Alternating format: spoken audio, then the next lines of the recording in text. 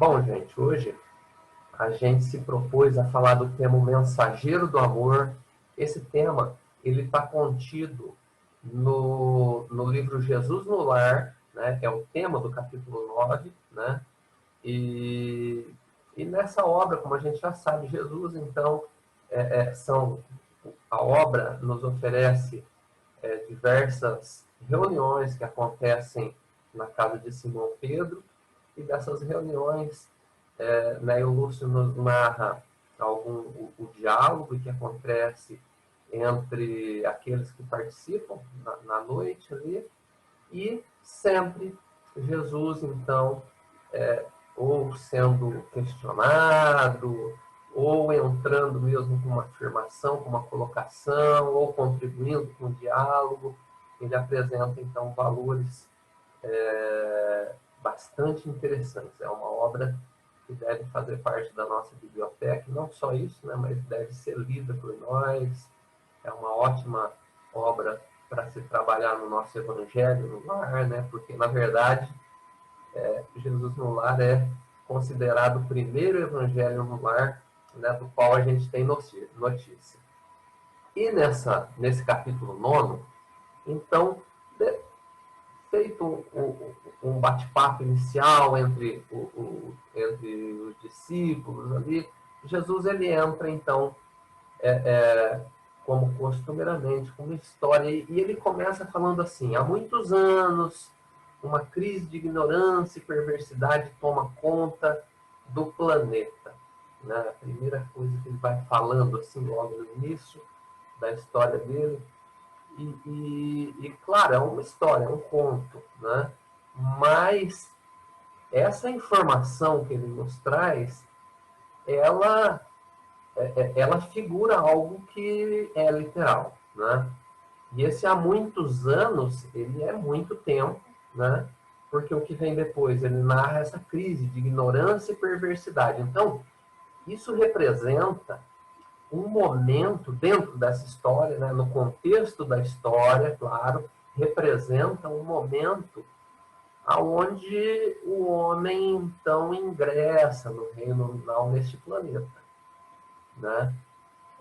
E o que caracteriza esse ingresso é justamente a crise de ignorância, né?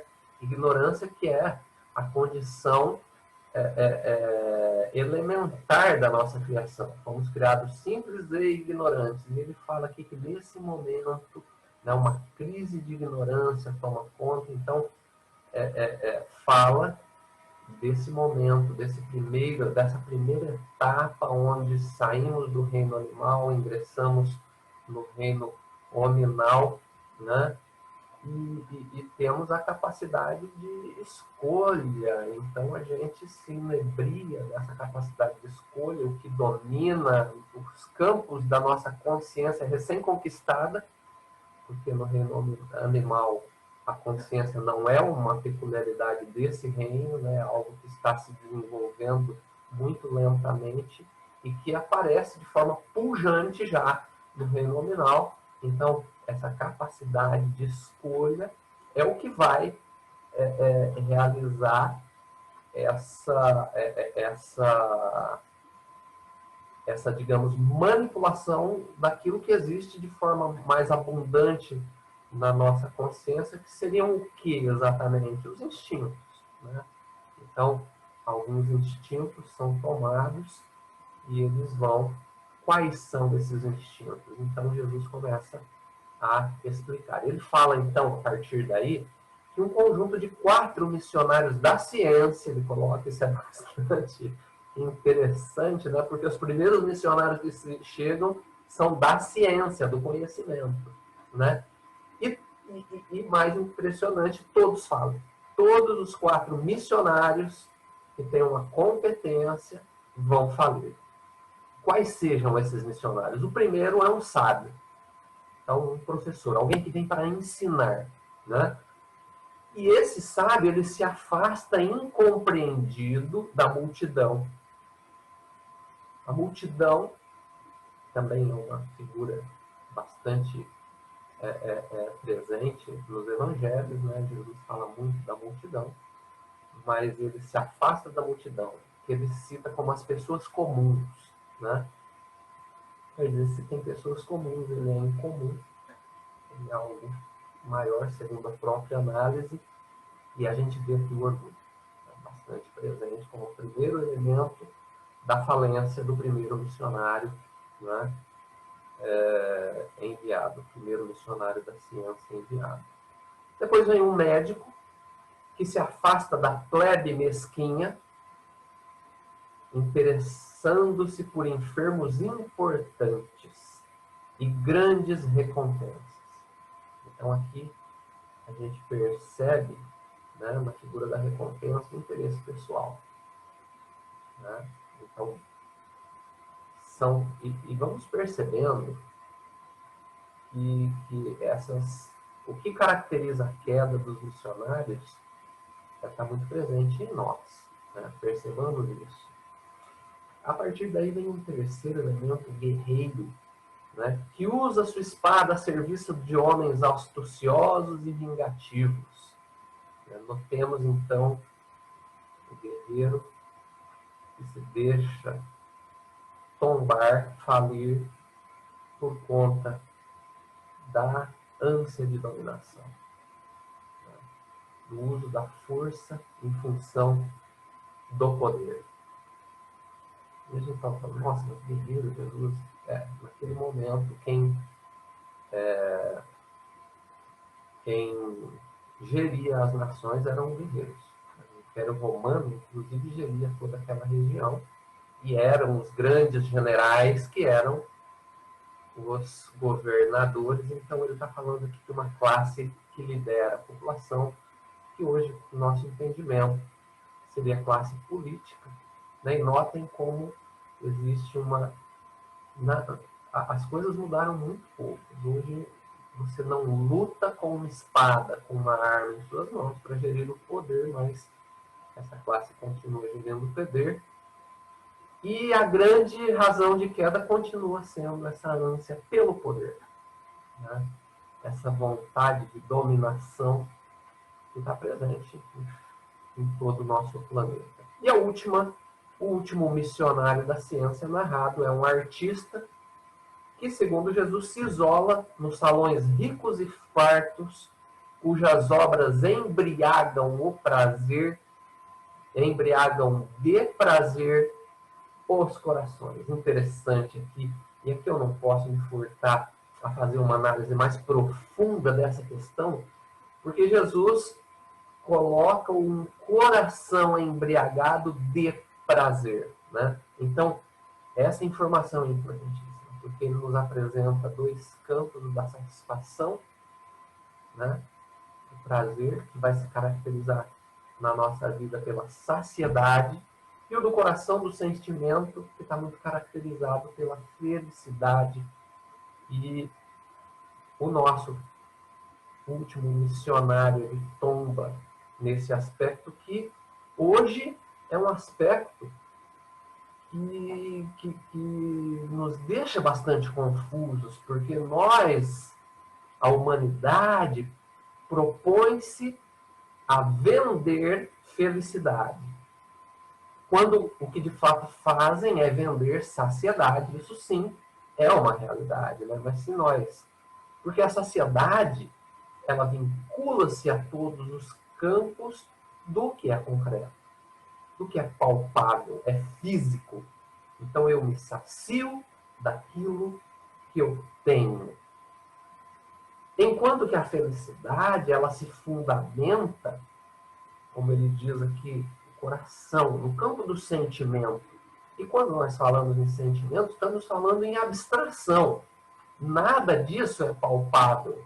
Então, eu sou feliz, já está respondido. Eu sou feliz, eu não tenho feliz.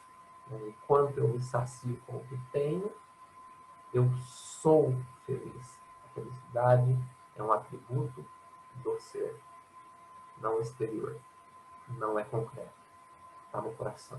Então, fundamental. Hoje a mídia vai te vender um automóvel dizendo que você vai, de forma muitas vezes direta, algumas de forma muito subjetiva, muito sutil, né? Porque não dá mais para ser direto. Hoje estamos despertando para essas realidades que eu acabei de citar, mas de forma sutil eles ainda tentam de passar o carro, a TV, o imóvel, enfim, seja lá o que for, né? Vendendo felicidade.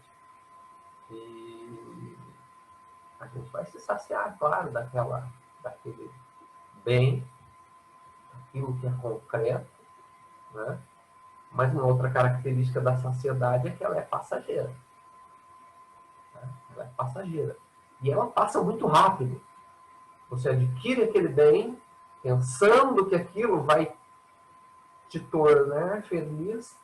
Você se sacia num primeiro momento, né? E aquilo passa.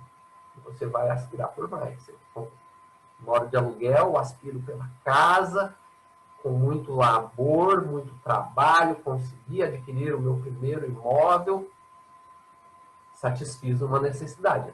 E aquilo não me torna feliz. Temos que saber disso. É importante, é uma conquista, é bacana, ela vai fundamentar, sedimentar equilíbrio, condições para eu construir a felicidade no campo da abstração dentro do meu coração. Né? Mas se eu não me ligo, eu vou, de repente eu percebo que agora eu sou dono de uma casa, mas eu não estou mais feliz. Eu preciso, para ser feliz, de uma casa maior. E quem começa uma casa, não se assustem. Entra numa casa e começa a fazer o quê? Reforma. Começamos a mudar. Se é para adaptar a nossa necessidade, bacana. Se é para buscar felicidade, eu estou equivocado. Então, adaptar uma casa às nossas necessidades, legal. Não, mas eu vou colocar uma piscina, porque daí eu vou ser feliz. Está equivocado. Não coloque a piscina. Vá trabalhar os campos do teu coração. Se a piscina é uma necessidade, aí sim, vá, construa. Para satisfazer-se dela, entendendo que logo depois aquilo vai passar. Né? Aquela satisfação, ela passa, ela desaparece. E você vai querer outra coisa para satisfazer outras necessidades. Então, não nos embriaguemos de prazer o coração, confundindo saciedade com felicidade. Felicidade é uma construção muito mais íntima. Né? Então, a gente gasta um pouquinho mais de tempo, porque esse é um assunto bastante importante para nós, né?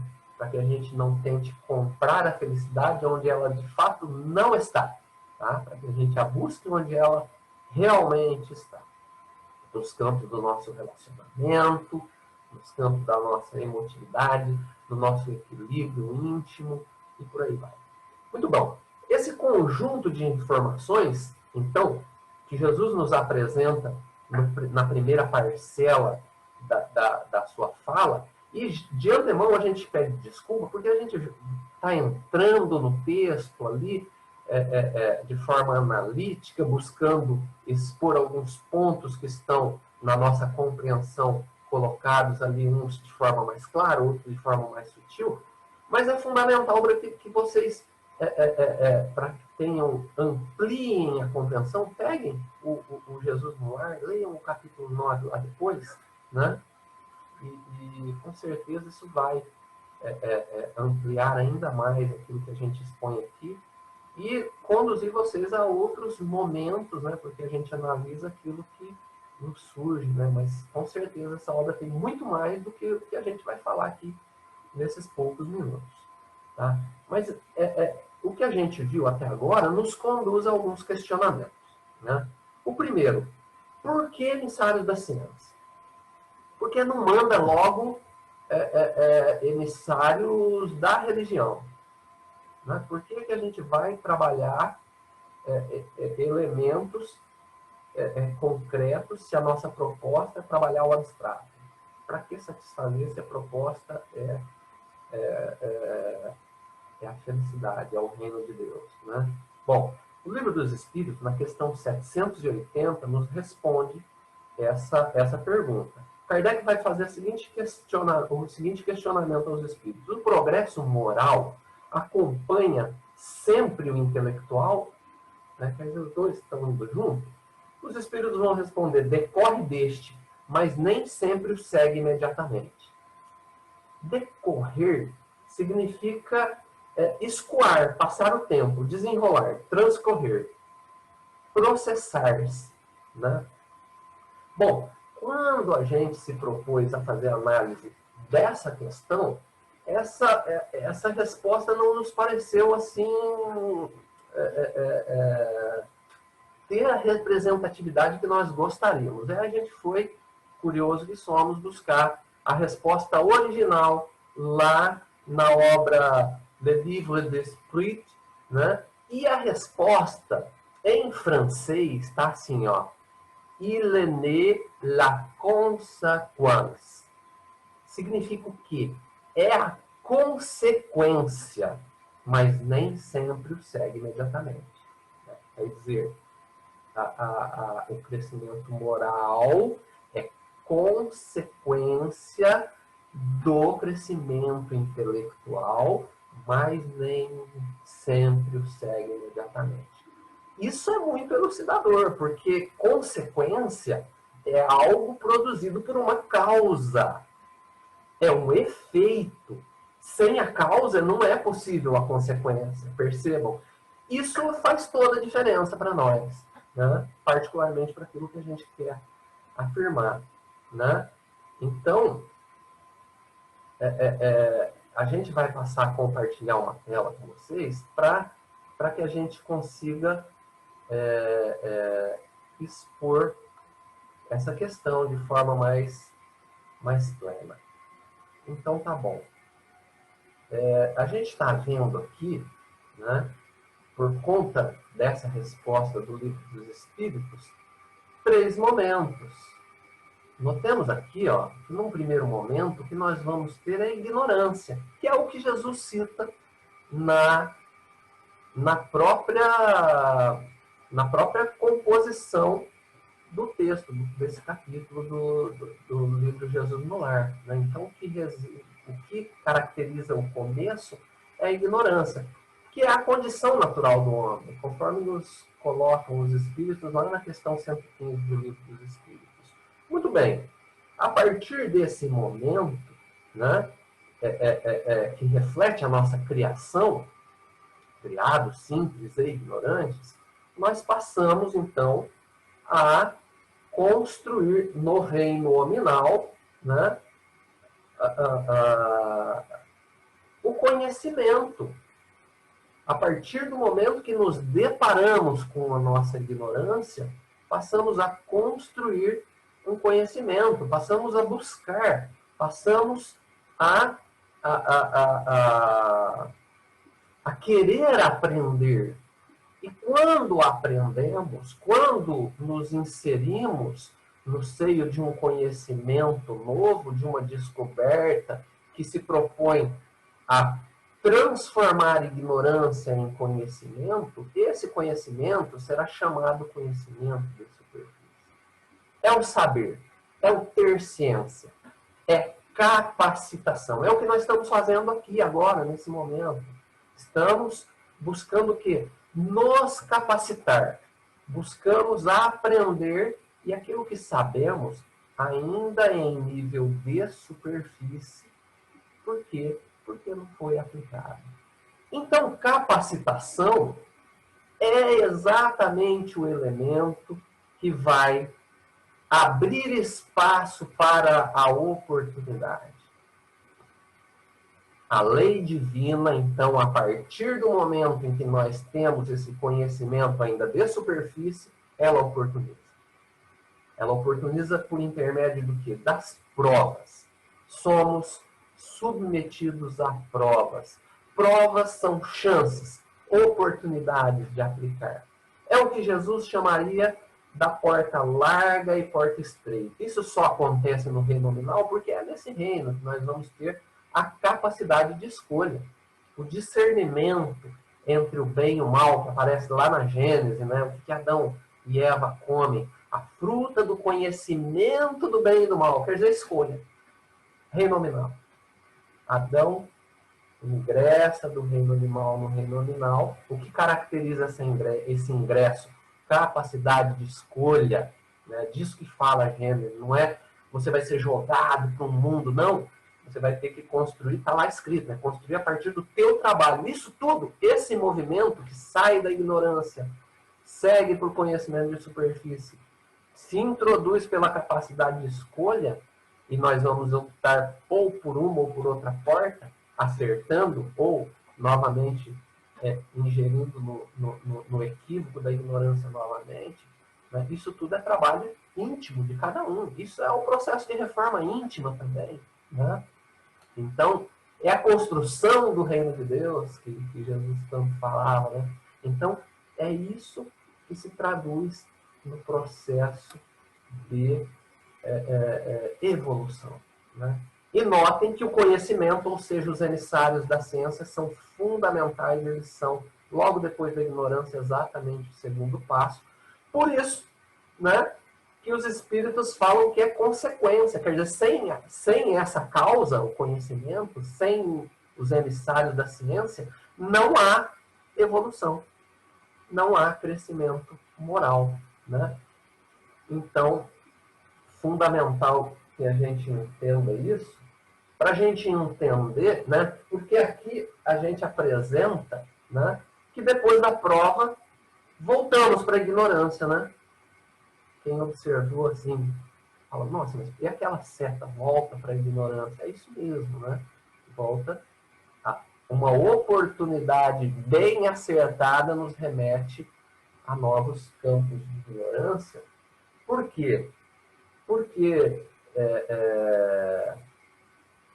nessa composição, nesse caminho, nessa jornada, essa jornada ela se compõe de acordo com essa nossa apresentação gráfica, que não tem a pretensão de ser, nós descobrimos a evolução. Não, nós só estamos representando graficamente para que a gente se sinta que é mais fácil entender algumas coisas que acontecem, né? Isso não tem que ser nesse grafismo, é que só esse grafismo a gente olha para ele e fala, é assim mesmo, né? A gente consegue fazer uma comparação com o nosso cotidiano, né? Então, o que acontece? Por que a gente volta para a ignorância depois do conhecimento aprendido, ou seja, depois das provas bem acertadas? É porque, gente, a gente sai daqui da ignorância, que é o tempo de perceber, né? Então, percebi a minha ignorância. Esse é o fator fundamental para a gente sair dela, né? Porque tem coisa que a gente faz de forma equivocada sem saber, e aí a gente nunca vai sair. Então, ignorância, momento de perceber, percebi, eu vou para o conhecimento de superfície, narrado, que a gente já explorou ali, né? Jesus vai falar, eu sou o caminho, a verdade e a vida. Quer dizer, ele estava oferecendo o quê? Ele, a pessoa, o corpo é o caminho? Não, a informação, o conhecimento que ele oferece é esse caminho. Então, é esse conhecimento, é o aprendizado que representa esse caminho, né? Esse caminho que não se encerra ali no campo do conhecimento. Por quê? Porque seguindo por ele, teremos então a oportunidade de aplicação, né? O campo das nossas provas.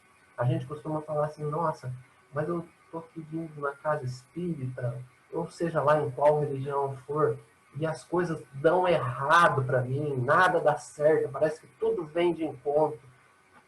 Gente, a gente está se capacitando e as oportunidades que a gente vê como as dificuldades são só ponto de vista, sabe? A gente está recebendo grandes oportunidades de crescer e essas oportunidades que a gente vê como obstáculo, mas só é obstáculo que Jesus vai chamar de porta estreita porque a gente nunca passou por ele.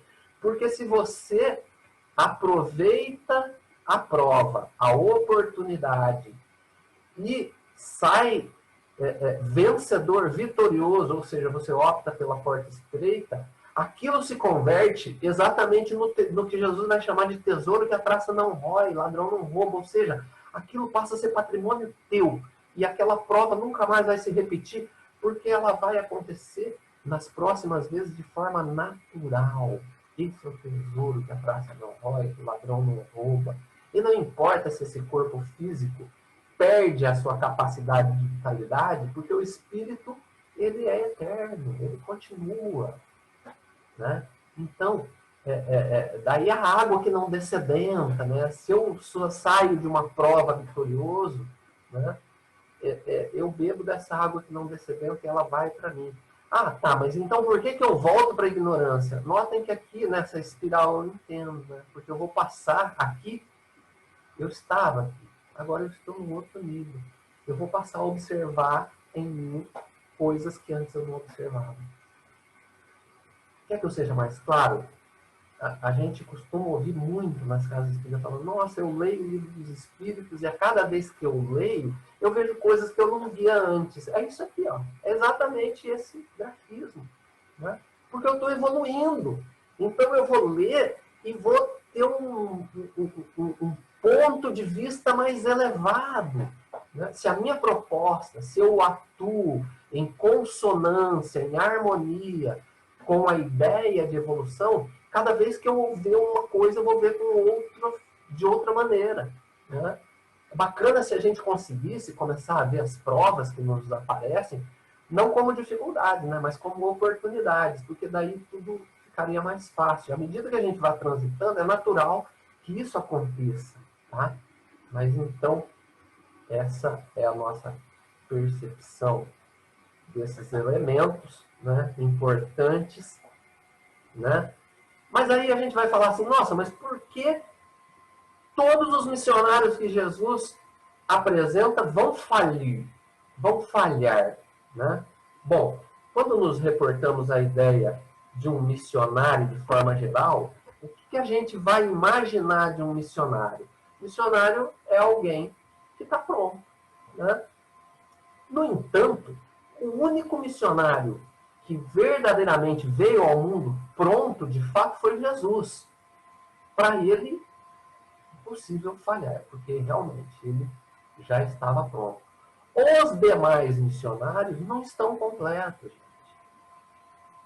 Assim, a gente precisa separar dois momentos que caracterizam a massa de missionários. A gente fala de massa porque a gente está inserido nesse contexto também.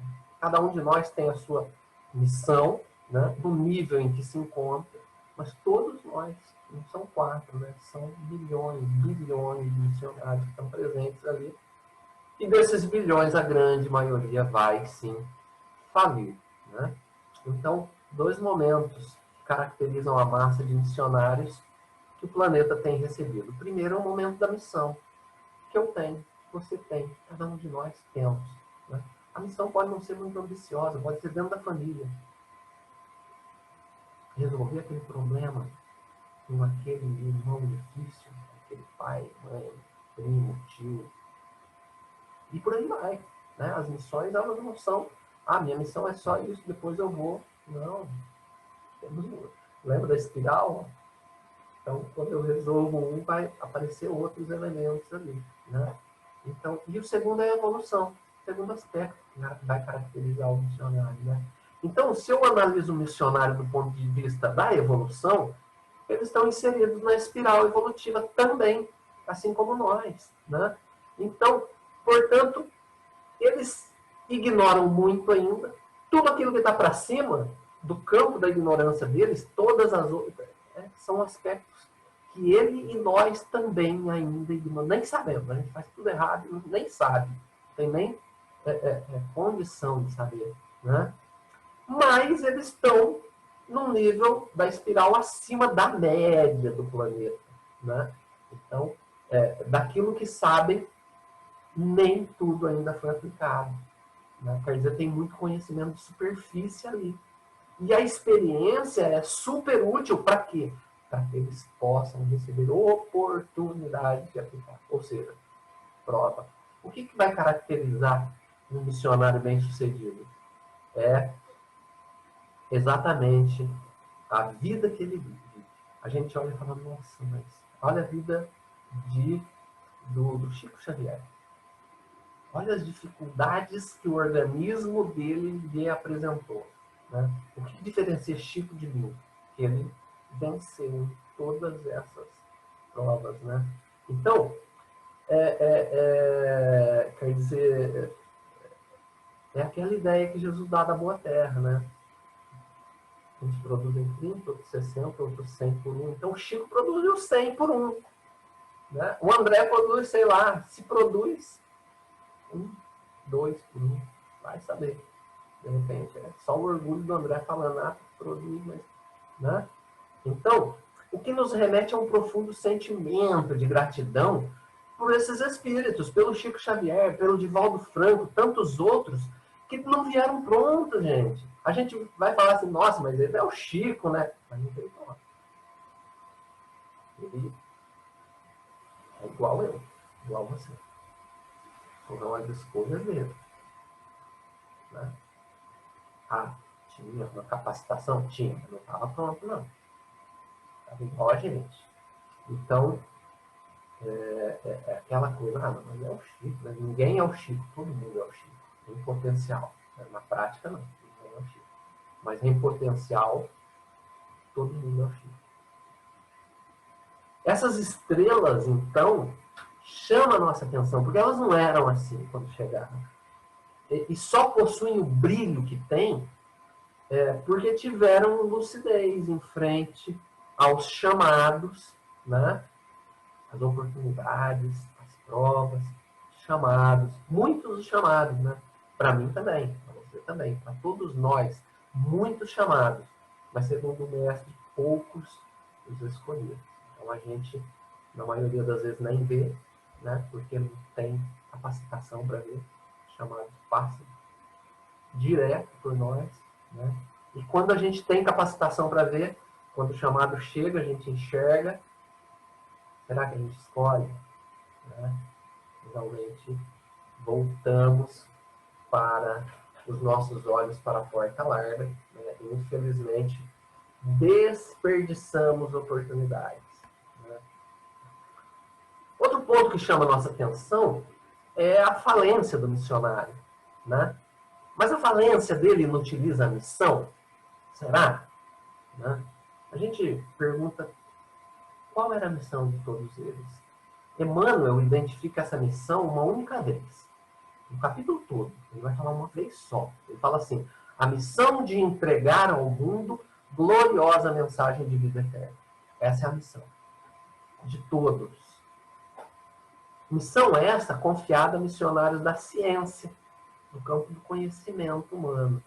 Isso tudo colocado em uma parábola de Jesus que nos apresenta uma narração que não representa um acontecimento histórico, não é histórico, é um conto, mas que nos conduz a conhecer e compreender aquilo que aqui acontece de forma geral, não literal.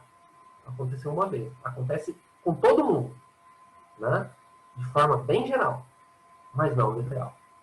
Assim, temos uma proposta de fusão da ciência tradicional com o mundo espiritual. É exatamente isso que Emmanuel aparece, né? Nos oferece. Aliás, é exatamente isso que Jesus nos oferece nesse conto. Uma proposta subjetiva de junção. Isso vai acontecer algum dia, né? Está acontecendo hoje, será? Bom, vamos ver a medicina.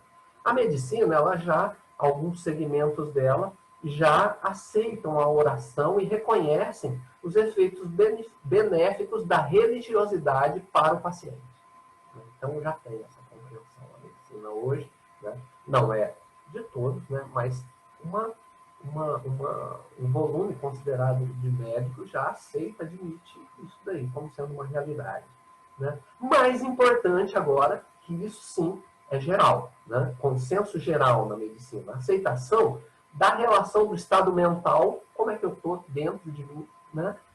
Do paciente, de todos nós, da humanidade, com a condição física, no que a medicina vai oferecer a ideia de doenças psicossomáticas, quer dizer, uma doença que não existe de fato no corpo, né? Mas que ela tem sua origem, não tem fundamentação nenhuma, mas o momento mental daquela pessoa, né? Ou seja, o estado mental dela conduziu a essa manifestação doentia no organismo. Né? Então, notem que já existem campos que trabalham na medicina a religiosidade. A física quântica oferece já a aceitação da ideia de uma inteligência superior, né? Capaz de criar e gerir um universo micro e macro, né? Porque são campos vastíssimos, tanto num quanto no outro espectro. Né? A física quântica já estabelece a figura da matéria escura, que é uma matéria que existe, contorna os planetas, não pode ser medida, não pode ser vista, mas quando a luz passa pelo planeta, a gravidade a distorce, tem mais matéria ali, distorcendo aquela luz que a gente não pode ver, e eles chamam de matéria escura. Nós, espíritas, vamos chamar de das regiões espirituais, né? Então, inicialmente os umbrais, depois as regiões mais equilibradas da esfera espiritual que circunda todo o planeta, né? A gente sugere que é isso, né? Pode ser outra coisa, mas se encaixa bem com as informações que a espiritualidade nos ofereceram ao longo das obras de Kardec e das demais que vieram posteriormente. Na astrologia, a gente já entende a contemplação da grandeza do universo com as novas tecnologias, né? O que vai, essa grandeza, esse gigantismo do universo, vai minimizando o ceticismo nessas áreas aí. Obriga o homem a se questionar, a falar assim, nossa, mas tudo isso, como, né?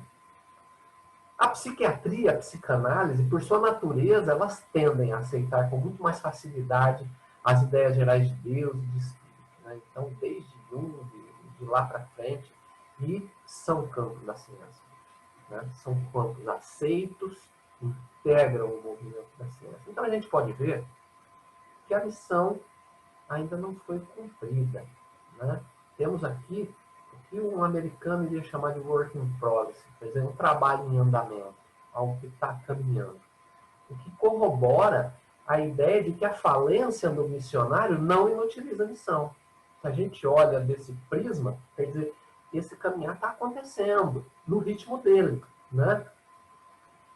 E tampouco a qualidade do missionário faz com que a missão se cumpra antes do tempo. Isso é o mais importante, né? Porque a gente fala, nossa, então nossos missionários que estão falindo, que são responsáveis por esse atraso, né? Não, não. Porque Jesus, um espírito puro, veio aqui impulsionar o movimento no nosso planeta. Ele, infalível, não acelerou, né? Ele fez andar. Então, o que move o nosso planeta é cada um de nós. Sou eu implementando aquilo que aprendemos na minha espiral evolutiva, aproveitando o despertar da compreensão da minha ignorância para transformá-la em conhecimento. Esse conhecimento ainda de superfície, que irá, perante a própria lei divina, oferecer-me oportunidades, né? E perante essas oportunidades, se eu tiver lucidez suficiente para não interpretá-las como as dificuldades da vida, como os obstáculos, como campos dos quais eu tenho que fugir, né? E aproveitá-los como oportunidades de aplicação daquilo que já sei, isso que define se o planeta vai ou se o planeta fica. Então somos nós quem vamos definir. E a gente encerra a nossa conversa, né, com uma última frase que Neil Lúcio nos apresenta, que na verdade é de Jesus, que diz assim: em toda parte, quem ama segue à frente daquele que simplesmente sabe. E nesse momento, meus irmãos, eu e todos nós já sabemos muito. É decorridos aí milênios desde a vinda de Jesus. Então nós temos um rico conhecimento de superfície em cada um de nós. Não existe aquele aspecto que vai definir o deslanchar da minha vida. O que existem, sim, é a capacidade de aproveitar as oportunidades. E é nesse campo que Jesus nos oferece a ideia de quem ama. Porque o amor, ele sintetiza grande parte daquilo que nós temos nos nossos conhecimentos de superfície. Empregando o amor no momento das nossas escolhas, no momento em que as oportunidades se nos apresentam, nós seremos certamente vitoriosos. Então, nós agradecemos a todos mais uma vez pela oportunidade, por nos ter suportado nesse período que ficamos juntos, debatendo esses assuntos que nos são tão importantes, né? Então, muito obrigado pela sua paciência, que nós possamos, então, crescer na vertente do amor. E eu os convido agora a elevarmos os nossos pensamentos, agradecendo a espiritualidade que esteve conosco, nos incluindo, nos conduzindo para que nós compreendêssemos cada vez mais essa doutrina de luz e de amor. E nós pedimos o amparo dos nossos irmãos perante as dificuldades, perante os problemas, que não são senão grandes oportunidades, à frente do irmão difícil, à frente do problema social, do problema financeiro, à frente de todos os nossos desafios, para que nós possamos, nessas oportunidades, aplicar o que aqui é presente. Muito obrigado, mestre amado, e que assim seja. Muito obrigado, irmãos. Tenhamos toda uma semana de muita luz. Que assim seja.